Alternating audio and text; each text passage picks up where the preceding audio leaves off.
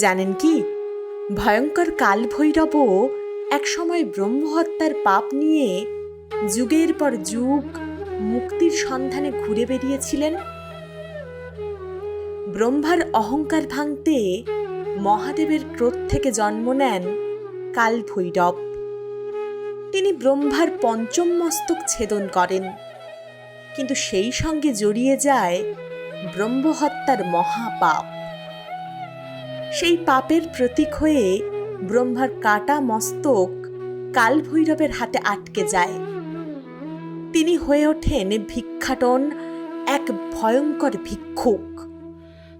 দেবলোক, মর্তলোক, তীর্থের পর তীর্থ ঘুরেও মিলল না মুক্তি, কারণ পাপের বিচার থেকে মুক্তি এত সহজ নয়।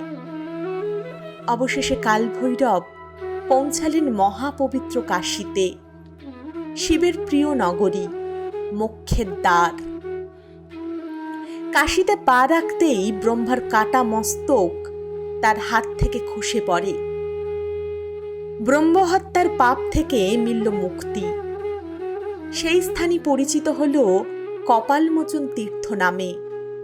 তাই কাশী শুধু এক নগরী নয়, এ মুক্তির ভূমি, যেখানে কালভৈরব পেলেন পরিত্রাণ।